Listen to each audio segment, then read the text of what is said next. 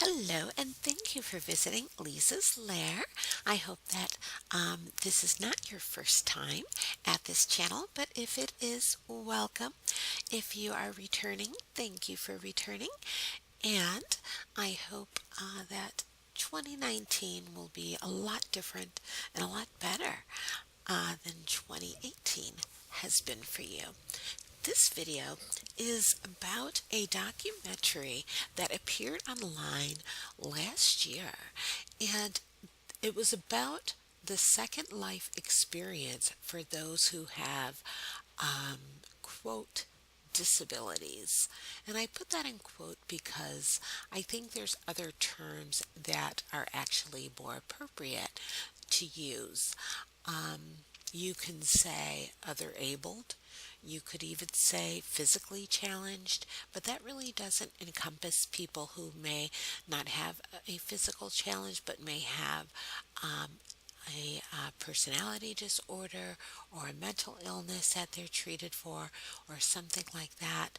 So I just wanted to mention that right off the bat, that the documentary is focused on Second Life residents who have an issue that prevents them from engaging away from the keyboard in a way that a lot of other people are able to do. And maybe that is because of some physical limitation or a physical challenge. It may be because of a mental illness, an anxiety disorder. It may be because of a disease that has been debilitating for them, different reasons. But I have linked to that documentary below. It is 1 hour and 14 minutes, so it is pretty long. But I think it is a good discussion to have, and I hope that you will want to watch that video. One thing that I feel that many of us would do well to pay attention to is privilege as people who those of us who do not have a physical limitation that really alters the course of how we're navigating our lives day to day. And in Second Life, I have 3 discussion groups. One of them is a news discussion group. I've mentioned that in other videos. The other one is the Book of Questions discussion, where people are answering questions about themselves to total strangers. They're answering those questions that I pose, and they're discussing them with strangers. And the other discussion group that I have is on TED Talks videos. So I hope that you will participate in those. But one rule that I have in all of those discussion events is that people cannot talk in voice. And this has been an issue for a lot of the attendees, and some people do not want to attend my discussion events whenever they see them posted on the grid or if they get a note from me about coming. And that is because they want the convenience of just getting on a microphone and talking and discussing.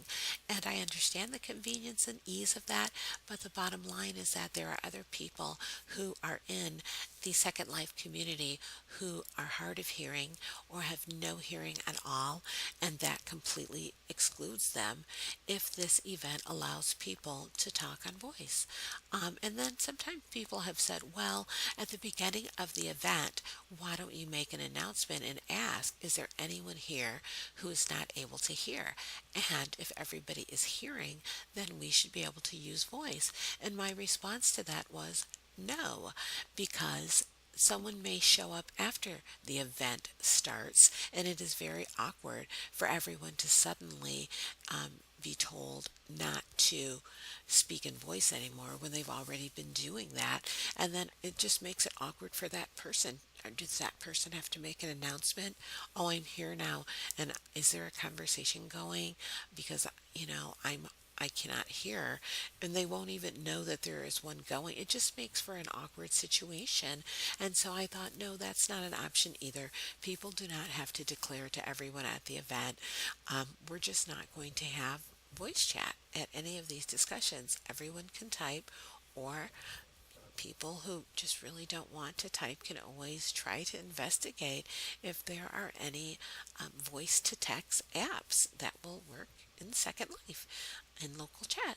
So I noticed that that has been an issue, but I think that that issue is important and it is mentioned in this documentary in terms of people feeling that everyone in the Second Life community does not understand whatever limitation they happen to be living with day to day. As I was watching the documentary, the question that I want to ask each person who watches it is this: in what ways can we make Second Life more inclusive? What do we need to do as individuals that will make a collective impact? Put some suggestions below in the comment section.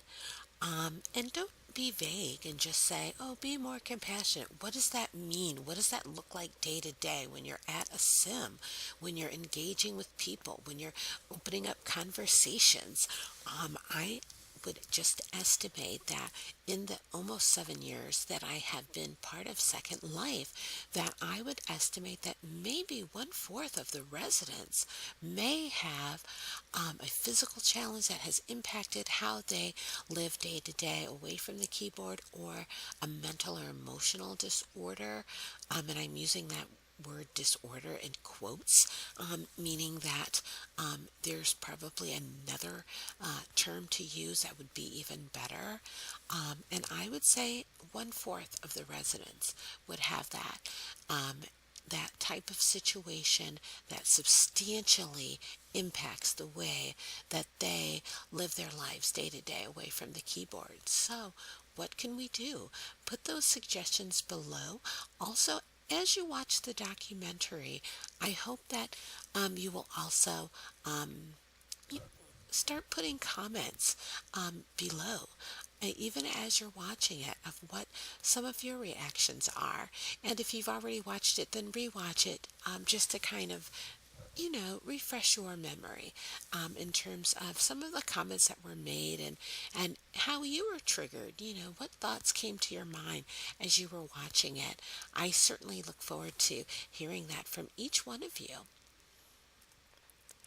I want to thank each one of you for visiting Leezah's Lair, watching this video, and hopefully you'll be commenting below and enriching the conversation that takes place here.